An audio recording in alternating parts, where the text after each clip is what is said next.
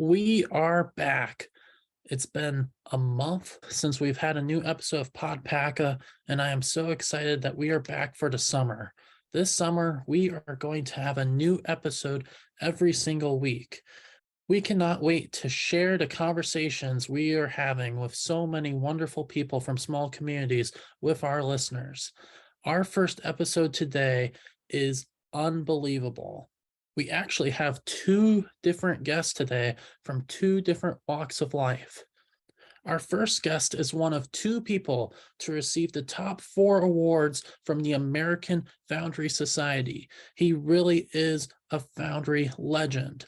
And our second guest today is a very experienced children's librarian. She has been in charge of the Children's Library in Waupaca for over 25 years. I will be joined just like normal with my dad, Tim Drake, and let's get started with our first guest back here on PodPaca. Well, pleased to be here, Joe. My name is Greg Miskinis. I'm originally from Racine, Wisconsin. I am recently retired from Waupaca Foundry. I served as the Director of Research and Process Development there for about 31 years. Well, welcome, Greg. It's awesome to have you. And you just received a major award in your field, and I would love to hear more about it because it is a big deal. Well, just recently I received the John H. Whiting Gold Medal at the American Foundry Society Casting Congress in Cleveland, Ohio. The award has been given out since about 1924, and I am the 4th recipient from Waupaca Foundry.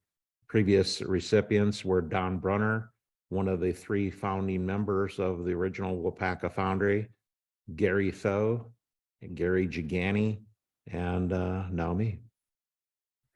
The award, there are a number of AFS gold medals.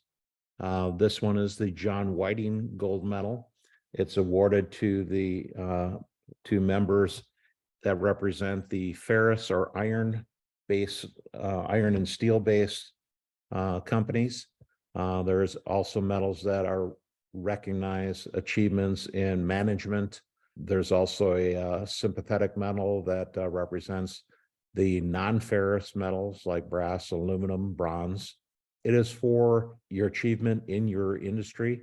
One of the things I'm probably most well known for is the instruction of basic metal casting principles, both to our customers, employees, and basically anyone that made a call. Congratulations, by the way. This is the highest honor from the American Foundry Society, and this is for recognition of your entire career, correct? Not of something in particular you accomplished? It's a lifetime achievement award. Okay. Well, congratulations. That's so awesome. Thank you. I've had the pleasure of being hired by, mentored by, and worked with 6 gold medalists personally. I was originally mentored by Dr. Richard Heine and Dr. Carl Loper at the University of Wisconsin-Madison. And then I was hired by Alan Volkmar at Brilliant Ironworks. And then, of course, working for Gary Tho, Gary Gigani, and Don Brunner at Waupaca Foundry. How long were you at the Waupaca Foundry? I was there for 31 years. I joined in September of 1989 and then retired in June of 1990. All told, I've been in the foundry industry nearly 40 years, starting while I was a senior in college. I worked for a aluminum and brass foundry in Madison Kip.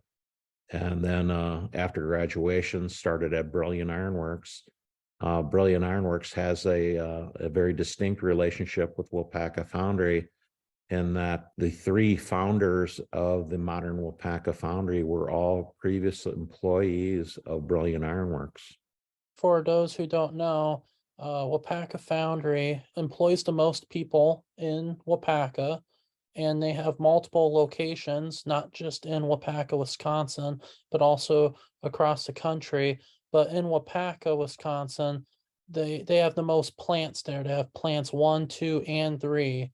Correct. in Waupaca, Wisconsin. We also have plants in Marinette, Wisconsin, a finishing plant in Ironwood, Michigan, a foundry in Tell City, Indiana. And as of a little over a year and a half ago, there was one in Etowah, Tennessee. But Waupaca had the distinction of being the largest non-captive foundry in the world.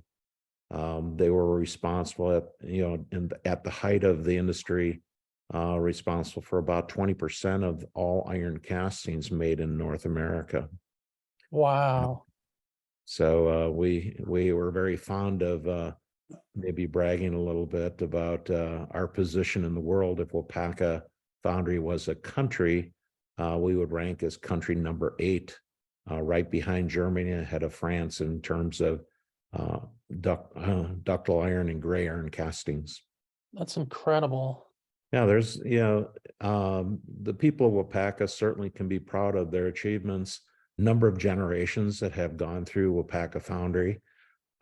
Certainly the Tho family, Gary Tho started as one of the original 13 employees, and his family members also joined the foundry. We have a number, I think we may have even a 4th generation working at one of the facilities at this time. So how did you get into working at the foundry? Was this something you wanted to do in your young adult life, or did it, fall in your lap? Good question. Your careers take a number of turns all along. I originally had an idea that I wanted to be a fighter pilot at one time. I was accepted to the Air Force Academy, but was disheartened when I found out that I wouldn't be allowed to fly jets because I was too big. And I started in Division I football at the University of Wisconsin-Madison with the Badgers. And then host of unfortunate events led to a change in careers. I originally started in chemical engineering, but the time commitment for chemical engineering and football was just too arduous. So I had a friend whose father was a metallurgist for Grady Foundry, and he, along with another metallurgist that worked for Lattish Corporation in Cudahy, Wisconsin, were instrumental in guiding my career path into metallurgical engineering. And from there, you can go many directions with a metallurgical engineering degree. Originally, I had intended on working in the petroleum industry, principally centered around welding metallurgy for, as you can imagine, a lot of pipelines in the petroleum industry. But it was really the exposure to metal casting, courtesy of Carl Loper and Dick Heine, that you started kind of appreciating the wonder that metal castings truly is. Weren't you at one time the biggest offensive lineman in the Big Ten? Certainly one of the largest. Now I would probably be about sized for something like a strong safety or quarterback. Back in the late 70s, anyone that was in that 250, 260 pound weight class and above 6'5", they were generally the giants of the football teams. Now I would probably barely be able to make the size requirement for a tight end. How did you decide to go to Madison? Was it mostly because of football, or was it because of the engineering school? Pretty early on, I realized that, going beyond a Division I football into, say, pro football, that's a really difficult task.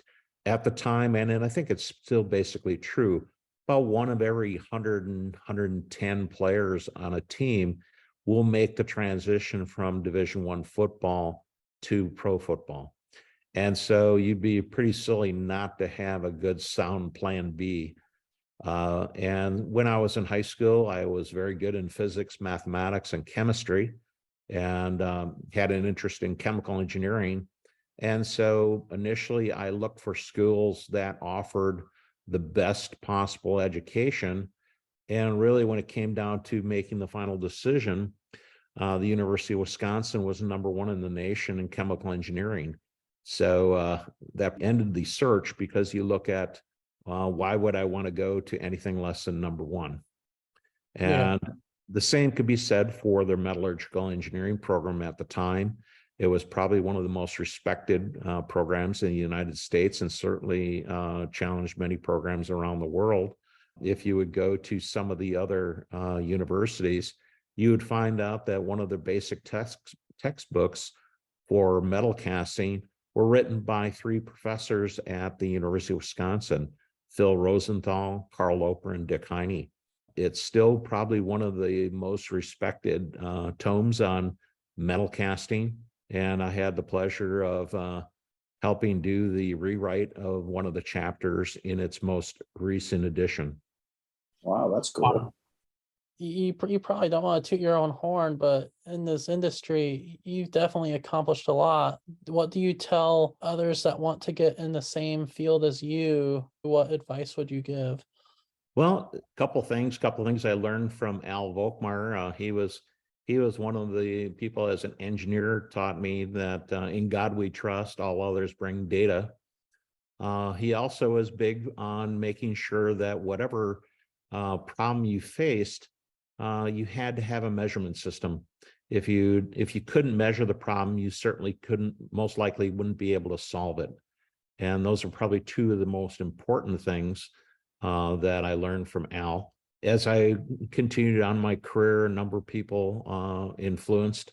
Certainly my first boss at Waupaca Foundry, Bill Powell, would challenge all of his metallurgical staff to become involved with the American Foundry Society and challenge what you thought were the normal paradigms for making metal castings. Today in retirement, I do like to participate in community casting events, and there people can witness firsthand the wonders of metal casting, because transforming some innocuous scrap materials into liquid metal and then pouring it into a mold to create something that moments before didn't exist is really a pretty cool experiment.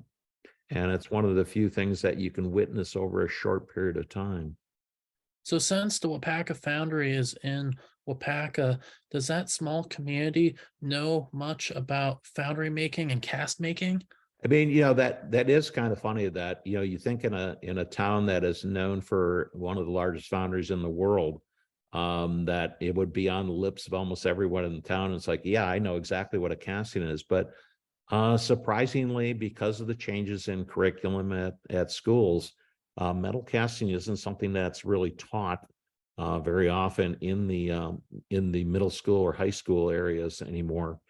If you roll back the calendar back into the late 60s, early 70s, or certainly post World War II, metal casting was one of the vocations that was taught in many high schools.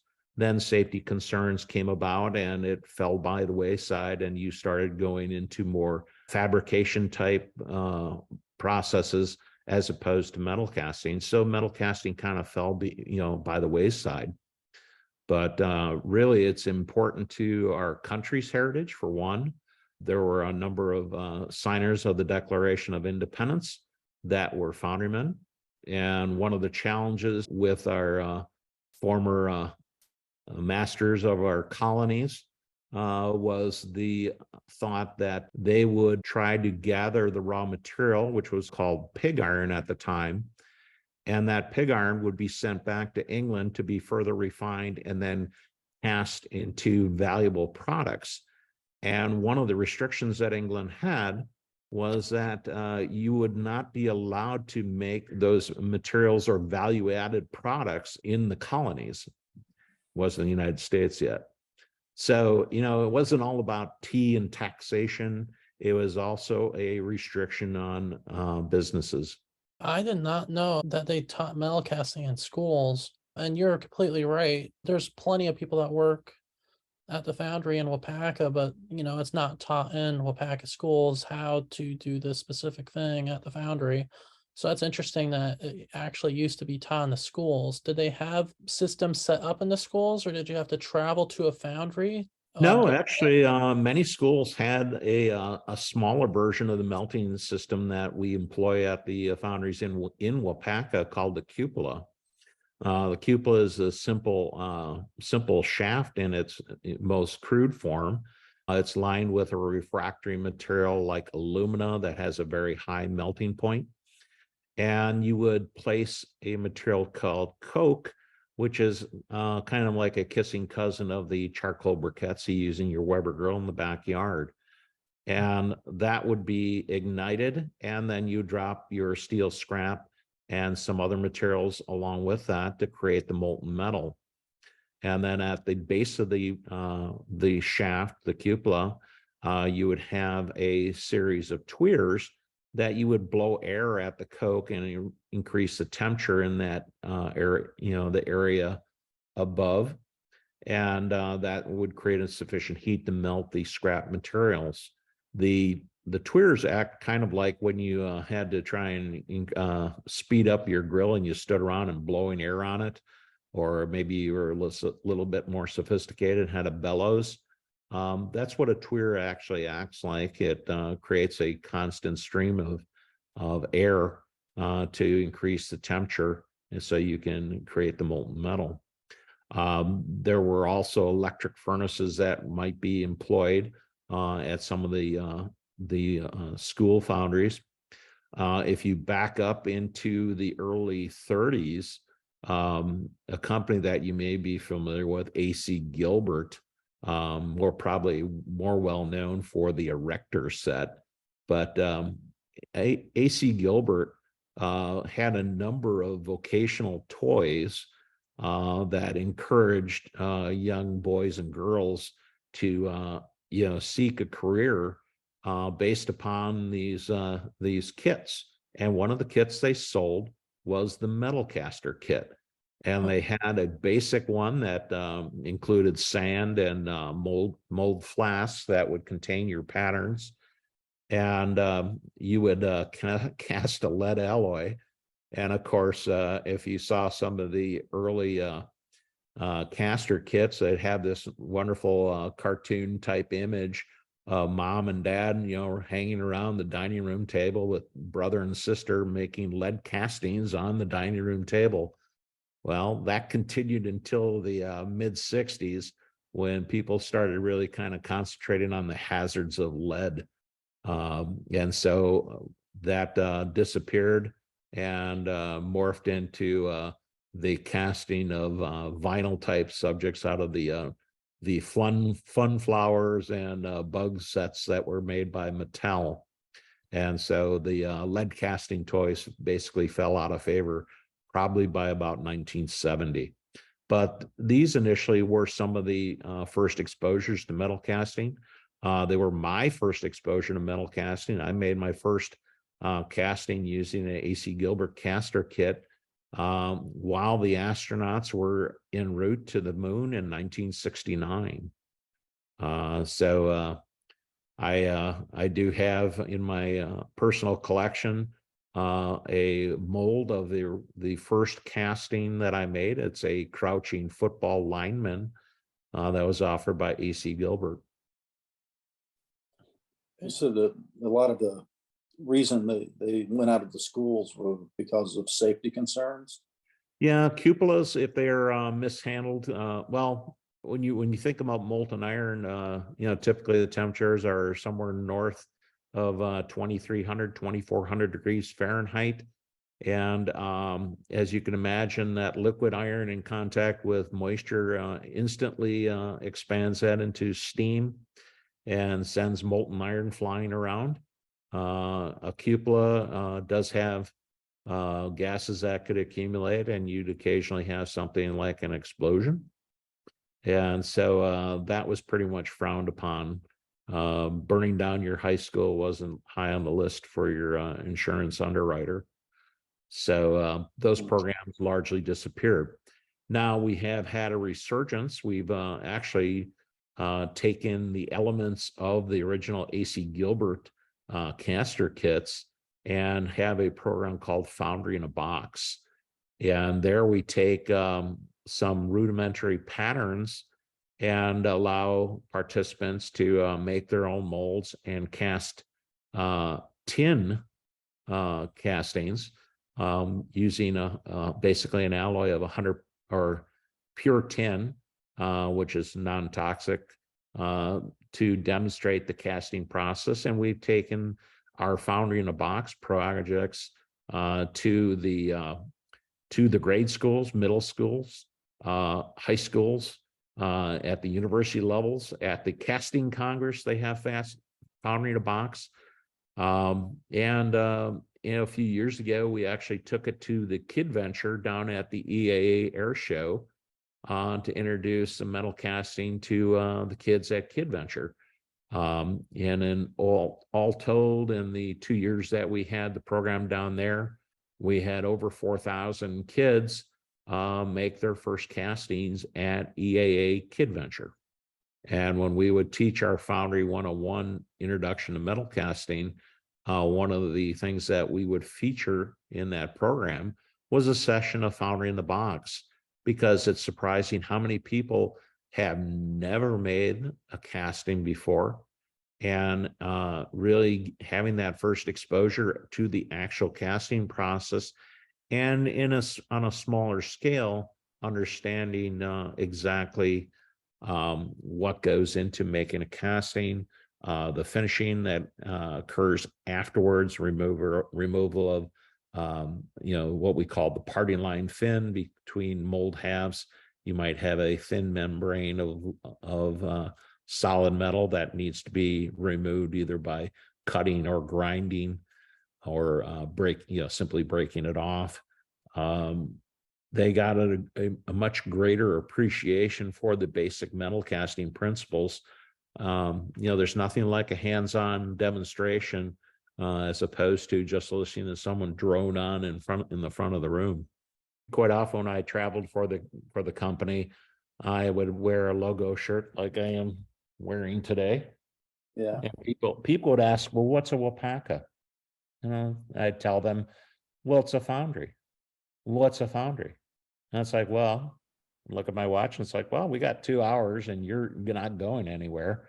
And quite often we would have an impromptu history of metal casting dissertation on the airplane. And it was always fun that, as you can imagine, my voice projects pretty well. And you'd be talking in a small regional jet, and people would hear you, and then they'd start asking questions when you would go off, go to leave the airplane. So it's funny that I don't recall anyone ever being cross about learning about metal castings on a flight that I was on. It was eye-opening because they gained an appreciation of the metal casting industry as a whole. Wisconsin is home to a number of very talented foundries. You have Eck Industries over in Manitowoc that's responsible for about 95% of the engine cylinders used in light aviation. You have the Kohler Foundry down in the Sheboygan area, producing not only bathroom fixtures, but the cast iron tubs and brass castings. There is Mercury Marine down in Fond du Lac. The outboard motor market has been very popular all over the world. And certainly, we can't forget Neenah Foundry. Anyone that's walked across the street, quite often probably goes across a manhole cover and sees the name Neenah Foundry logo on it. So, Wisconsin holds a very high place in the metal casting industry, and we can all be very proud of that. Thank you, Greg, for being on PodPaca today. Congratulations once again on your award, and congratulations on such a terrific career you had. Well, thank you, Joe and Tim. It's been a pleasure. Congratulations, Greg. That's awesome, man. We'll be right back after this. Farmer State Bank is always here for your family. We offer bank products for today and for your future. Our hardworking staff is here to help make sure that you have the right banking products to meet your family's needs. It all starts with a conversation. So stop in today and talk with one of our knowledgeable staff. Farmer State Bank has locations in Waupaca, Wild Rose, and Fremont, all in Wisconsin. Member FDIC equal housing lender. And make sure to tell Farmer State Bank that you appreciate them sponsoring PodPaca. We're back on PodPaca, and here's our next guest. Hi, I'm Sue Abrahamson. I'm the children's librarian at the Waupaca Public Library, and I am so proud to call Waupaca my small hometown. Well, welcome, Sue. How are you doing today? I am great. It's Good. hot outside, but cool inside. So lots of kids are finding us already. So I'm wondering, how did you become a librarian, and how long have you been a librarian for? Because I've known you for quite a while, and you've been the main librarian in the children's department for quite a while in Waupaca. Exactly. I met a young woman the other day who said, "I don't think I have a library memory without you being in it." I wasn't sure if that was a compliment or not, but I took it as one, so we'll see. I actually fell into librarianship quite by accident. I was not a reader as a child. In fact, when my brother gave me a book for my 13th birthday, I threw it back at him and said, "What kind of present is this?" It was terrible. I was rude and nasty. I read my first book for pleasure after I got out of college, and I got the reading bug. And this is one of the things librarians will tell you. The biggest joy they have is connecting the right kid with the right book, because once you find that right book, then you become a reader. And I love nonfiction. I devour nonfiction. I just love it. So I really became a reader while my kids were becoming readers. And that was a really great opportunity for me to volunteer at the library. Then it was way down where the Holly History Center in Waupaca is now. And I was the president of the Friends of the Library, and we had book sales, and I volunteered for the 4th of July parade units and things like that. And before you knew it, I was working there part-time. And then a full-time job opened up, and I got that.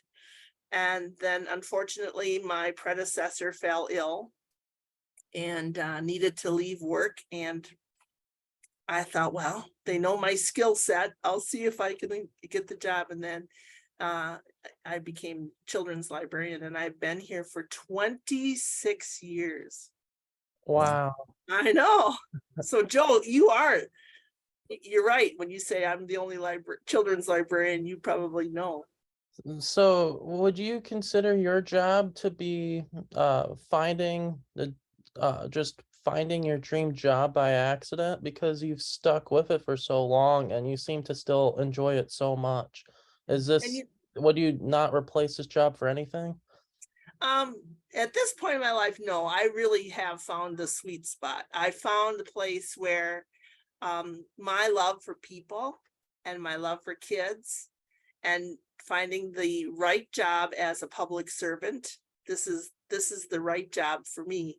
A lot of people go into librarianship and they're introverts, they're quiet, they love books. Oftentimes people who apply for a job here will tell me, "I even love the smell of books." And which is great, because books are wonderful. But you really have to love people first. This is a people job. It's a customer service job. And oftentimes people will come in and they're not quite asking the right questions to get the information they need. And you've got to have this detective brain to kind of ask follow-up questions and really get to what it is, the heart of the matter that they're looking for. And so as a people person and as a collaborator, I found that librarianship is a wonderful occupation, and I can like books too. You mentioned you enjoy reading. What are 2 or 3 of your favorite books? Oh man, right now it's always the book I'm reading right now, right? Because every book is so different.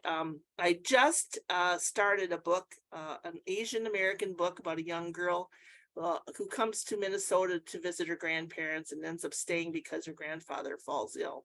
And so it's an immigrant story, but not an immigrant in the way that this is a first generation immigrant. This is a young Chinese American girl who is facing some adversity because of her ethnicity in a small town in Minnesota. And it's a fascinating look at, empathizing how someone else can be marginalized without real cause. So it's called Maisie Chen's Last Chance, and I'm reading it right now, and it's very, very good.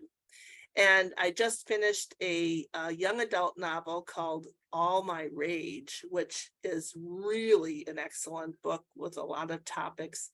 Our teen librarian does a great job of getting some wonderful books for young people. So yeah, that would be a whole nother podcast, Tim. We could talk for hours about great books. Dad, what are some of your favorite books? I like Into Thin Air by John Krakauer. It made me both want to climb Everest and also terrified me at the same time. Great survival story, though. Oh wow, I can't even imagine. Yeah.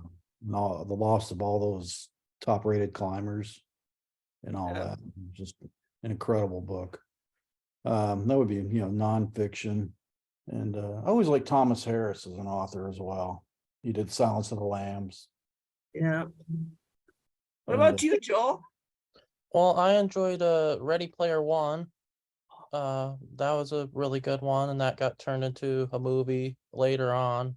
And so that was interesting. That was one of the few movies I saw where I read the book first. So that was interesting.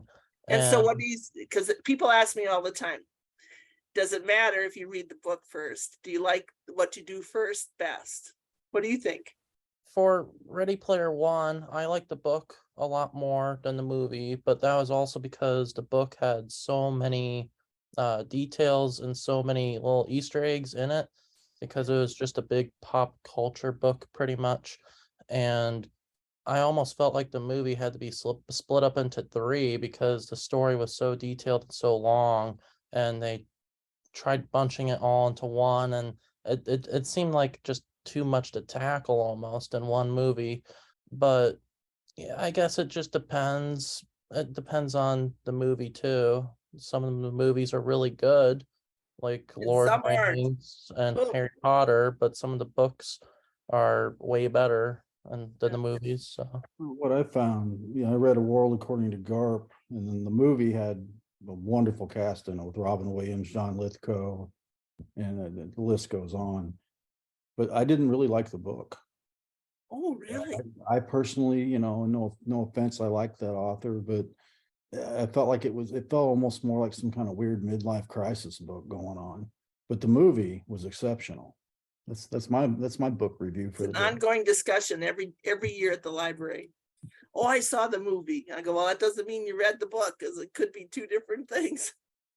Yeah. And the Silence of the Lambs is another one. I always loved that movie. I thought it was exceptional. And the book was really good as well. And they stayed pretty close on task, but you really got the true feel of the characters more in the book. You just couldn't get all that in the movie. Like Joe said, you would have had made like 3 movies. Yeah. And I think it depends too on how active the author is in the selling the rights to the story to the screenplay writer.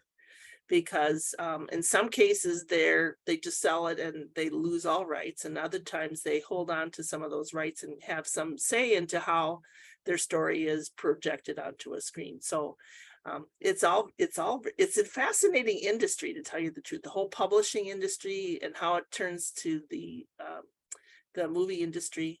It's fascinating.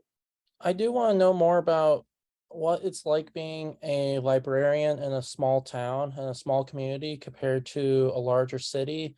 Joe, that was a really great question. I've never been a librarian in a big city, so I don't know. I do have very good friends, though. In fact, I present nationwide about what it's like to be in a rural small town library. And I present right next to someone who worked at the Chicago Public and who had 51 branches of the Chicago Public Library, where she provided children's services and family services to 52 locations in Chicago. Wow. So she and I were at a conference one time, and we just connected, and I don't know, I said a joke or something and she laughed at it, and we talked at lunchtime, and before you knew it, she was asking me to go with her to these national conferences and present right next to her, because the challenges that small town libraries face are very similar to what she was seeing in Chicago. And that is, a lot of it is transportation. You know, a lot of kids can't get themselves to the library. Their parents work. It's not conducive to riding your bike into town. I grew up in Appleton. It was easy to get on my bike and go downtown to the library. It's a little bit harder when you're living in the country. The other parts are that I feel like I'm in a Waupaca is the special spot because we don't have any competing organizations. You know, we don't have a children's museum. We don't have a Boys and Girls Club. We don't have a YMCA. We don't have a zoo. We don't have a science museum. So all of these opportunities that are in big cities that kids have an opportunity to go and learn at, we don't have. And so what I'm seeing is a large portion of our population of families with younger children are looking for those opportunities right here in their backyard. And so the library can be that place for them to discover science, STEAM, like science, technology, engineering, and math. We're doing that all the time here at the library. We're throwing in arts to make it STEAM rather than art, STEM. And we talk about literacies, not in just reading, but math literacy. So as you come to the library on the sidewalks, you'll see math problems written on the sidewalks. We talk about literacies and the critical thinking skills that you need to make good decisions. And so we play games all the time at the library that are meant to help families learn about critical thinking skills. And that includes coding and all sorts of technologies. So while we don't officially have a maker space, we're making all the time here at the library. So I feel like being a librarian in a small town actually is very impactful. It's an impactful position to be in because we are the resource for out of school time learning in our community. And while Waupaca itself is 6,000 people, when you look at the service population of the townships around us, we're looking at 18,000 people. So it doesn't seem quite so small when you consider those numbers too. So how do you get involved with the children's program? How does that work to get signed up for that? And also, if you're not in the Waupaca area, you can still be a part of the reading program. Can you tell us more about that? Absolutely. So a summer library program is provided to every resident of Wisconsin through their home libraries. However, you're not limited to just using your home library. You can go to any public library in Wisconsin and use that library.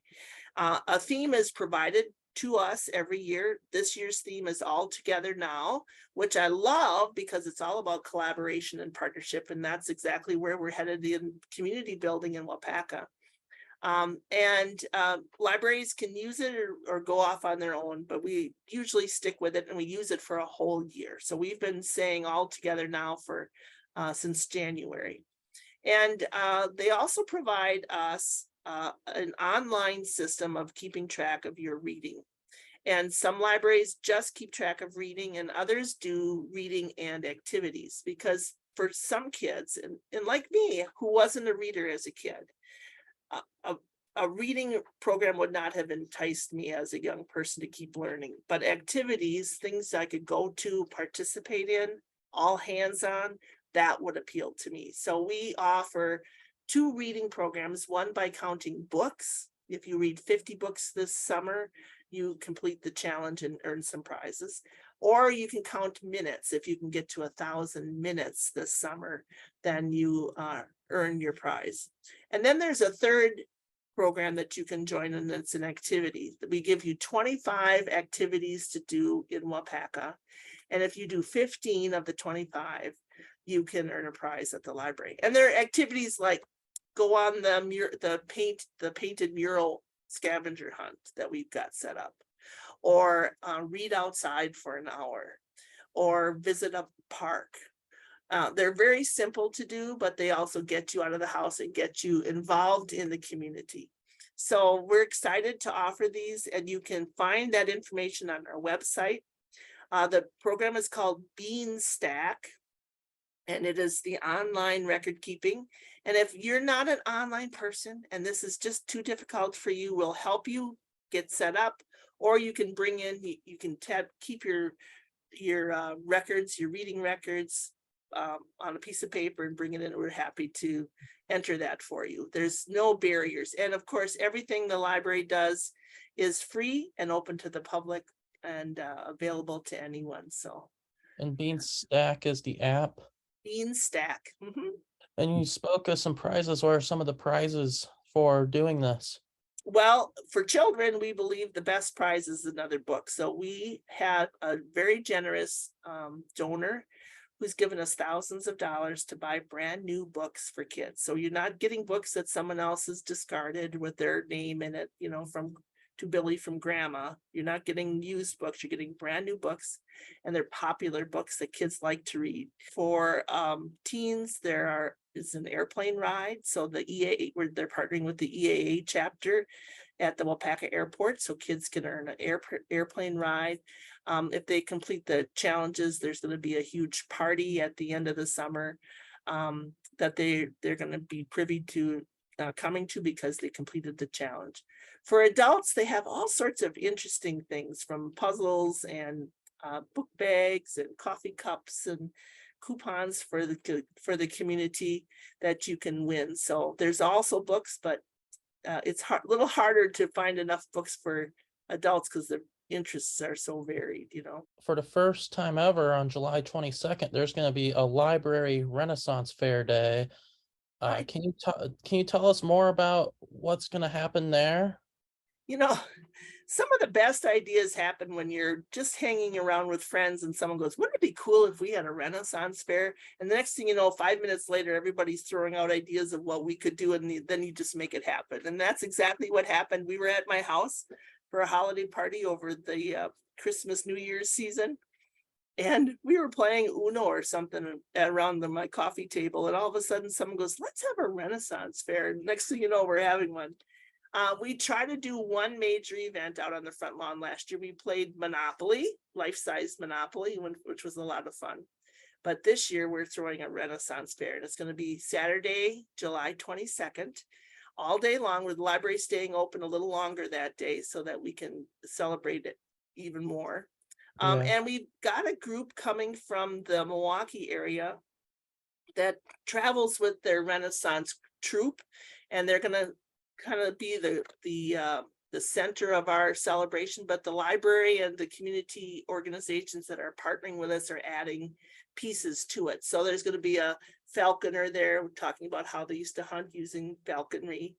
There's going to be someone talking about medieval weapons. There's going to be someone talking about the food they ate in medieval times. And then the library is going to throw some fun activities in there for kids, like castle building and jousting with swim noodles and a bouncy house shaped as a castle. And there's going to be calligraphy lessons and all sorts of, and maybe some kings and queens that were part of our madrigal singers might show up and grace us with their presence that day. So we're expecting it to be a lot of fun and a great draw to the downtown area. You're not going to have real jousting? Well, my first aid kit's kind of small. Yeah. I don't know how If well I could that get would work. If I could get a sword and a stone to work and see if kids could try to pull the sword and the stone out, I thought that would be kind of cute too. Oh yeah. Are you gonna have any other classes, like stuff about plagues or anything? Well, and I think we have some ideas out there. We're looking for some volunteers that'll help. We're going to try and make some chain mail, teach people how to make some chain mail. We're going to talk about for kids, you know, how map making was back then. And so we're one of the activities is to take a handful of beans, dry beans, and drop them on a piece of paper and then outline where the beans landed, and that's your realm. But then you can decide where your castle's going to go, where your serfs are going to live, where your, you know, where your forests for hunting and your gardens are going to be. So we're going to talk a little bit about that with kids. So it's somewhat educational, and we'll have as the time gets closer, we'll be posting a full schedule out on our website. So watch for that, and or on our Facebook page. So The Library Renaissance Fair will be on July 22nd in Waupaca, Wisconsin, on the front lawn at the Waupaca Area Public Library. And that'll be from 9 a.m. to 4 p.m. And that's a new event this year. So if you're in the central Wisconsin area, make sure to check that out. Brown County Library in Green Bay is having this, either has had or just had or is going to have quickly this group come to their library. And that's the first time I've heard it happening in the area. I know that there's a big Renaissance Fair that happens every summer in Bristol, which is down by between Milwaukee and Madison. And I know that I've been to one in Shakopee, Minnesota, which is quite a drive, but that one's really nice too. And they go for weekends for months. So it's a wonderful opportunity. This is our small town attempt at having a one-day event. So we'll see. Are you going to offer anything like catapult rides or anything like that? Hey, that would kind of be a good one, wouldn't it? Yeah, building a trebuchet or something like that. Yeah, there you go. Are you volunteering, Tim? No, I'm too old, but I'm sure there's plenty of younger people that would do it. You might put your name out there, Joe, for the first Yeah. catapult ride. See if I can get over to the library or not. But other than the Renaissance Fair, there's a lot of other events happening all summer. It's not just, a thing here and there. There's stuff happening every week, if not every day. Is that correct? Absolutely.